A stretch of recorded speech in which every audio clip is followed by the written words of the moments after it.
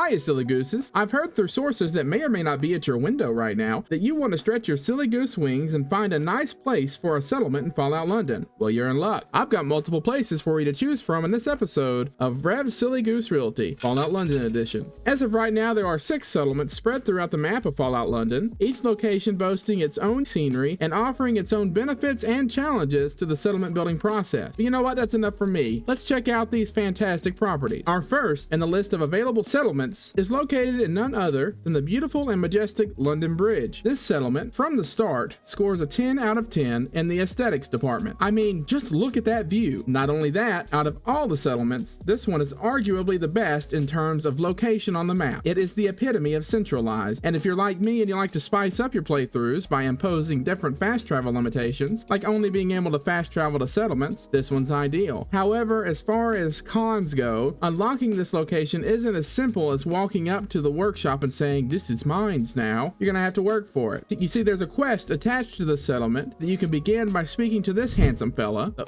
This handsome fella named Beefy. You can pay 10 tickets to walk across the bridge, or, you can talk to Beefy a little bit, get to know him, and then pass a level 5 charisma check and a level 8 intelligence check. So I would prepare in advance with your stats or be ready to take a terrifying amount of chems. But if you're like me and you locked yourself out of high intelligence with 6 charisma and 1 level into the local leader or 1 level into cannibal, you can unlock the quest that way. After completing either of these requirements, you will get a pretty fun quest line. See, the quest itself is not the con, I want to be honest, but it's a pretty fun quest line involving everyone's favorite cannibals, the beef eaters. Finish it, and this piece of iconic real estate is yours. As someone who loves to build in Fallout 4 and Fallout 76, this build area personally is quite narrow for my taste. If you enjoy making very detailed micro settlements, this location would certainly suit that build style. However, there is a settlement coming up later that honestly lends itself to having multiple small builds. Really, the London Bridge settlement location would be a great place for a player way station to offload the metric tons of weapons and armor and junk that we often collect, all for the low price of a few beef eaters. You know what would also be great and aesthetically pleasing? If you would consider smashing that like button and that subscribe button. Next on our list of properties is the Biggin Airport. You can find this incredible piece of land southwest of the Swan and Mitre and can easily be reached by going south and taking this road that heads west.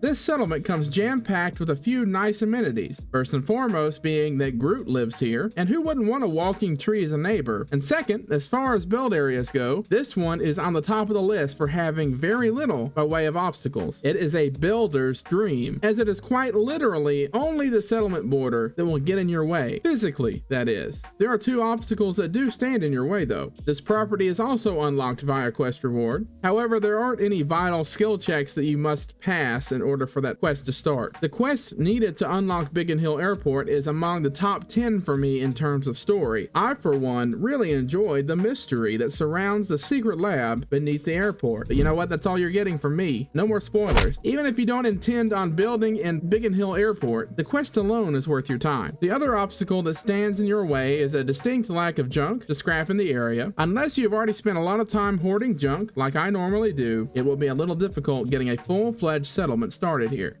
Our next property, the Tennis Museum, is one with a whole lot of space, and honestly might be the biggest settlement available. It is located way down in the southwest corner of the map, and the really cool part about this property in particular is that unlike the Biggin Airport, which sports a wide open space, this settlement lends itself to multiple themed builds. Notice that each tennis court has the ability to house a small build, so if you were feeling particularly inspired, you could recreate everyone's favorite cannibal neighborhood of Andale from Fallout 3, or with the right mods, even Fallout London's version of Tranquility Lane. If the tennis courts don't suit your fancy, however, you could definitely take advantage of other building options, like the underside of this destroyed building, which honestly would make a pretty cool themed Raider Chem Den build, or this pre-existing diner, which could also be spruced up to make a nice little player home, or you guessed it, another Chem Den. There are also options for other interior builds as well. Overall, this one is probably one of my favorites due to the endless creative possibilities for themed builds. Moving on to the next property, Covent Garden is a very special settlement located directly west of the Strand, and stands apart from the rest of the settlements for a number of reasons. First of all the settlements, settlements, this one is the easiest to miss. I say this because Covent Garden isn't in the open world like the rest of the settlements. It is actually an entire settlement within an interior cell of the game. If you're familiar with Fallout 76, the settlement is the equivalent of having a shelter in Fallout London. If you're wanting to go here, the entrance looks like a wooden gate. There's a whole lot of junk to scrap for materials, a lot of space within a bunch of pre-existing buildings, which would cut down on having to build your own if that's what you want.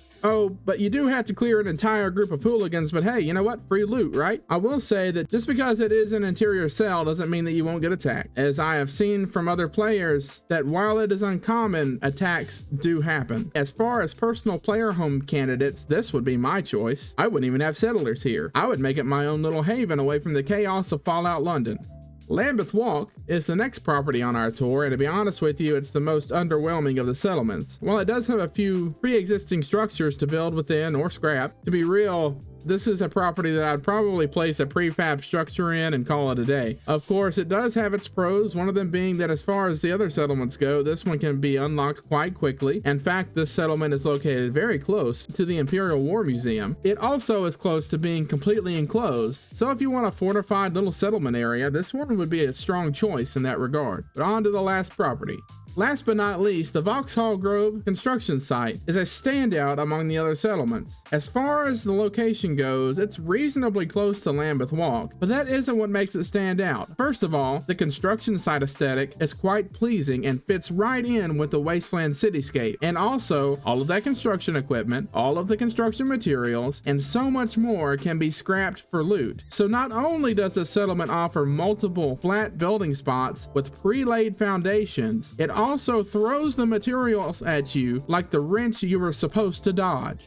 It's as if Fallout London itself is saying, build here. It's a construction site. What more can I say? You know what? I too heard the call of Fallout London to construct my masterpiece upon this settlement site. So, scrapping all of the resources and utilizing the pre-laid foundations, I built the McPunch Cathedral. This marvel of wasteland building stands among the destruction in its midst. Inside is a haven for all those who love punching, as well as a nice place for Arthur to hang his hat. The mods that I used for this build were Homemaker mod, OC Decorator mod, and Place Anywhere mod. I really like all of the decoration options provided by the Homemaker mod, including the privacy hedges and the different shrubs. I don't claim to be the best builder, but I did have fun. Overall, I am a big fan of the available settlements in Fallout London, but I do think there could be more. Also, the reality is that while Preston Garvey might drive us crazy with settlement defense missions, he did serve as a really good way of learning the locations of settlements in Fallout 4, which is something that is missing in Fallout London. I'm convinced that I would have never known Covent Garden existed if it weren't for other guides. Anyway, thanks for watching. If you like what you saw, consider hitting that like button and subscribing. And if you didn't like it, hit that dislike button. Then, write a letter to your respective government official and demand that it be written into law that everyone must also watch all of my videos and dislike them. Remember that you are loved, and until next time, see ya.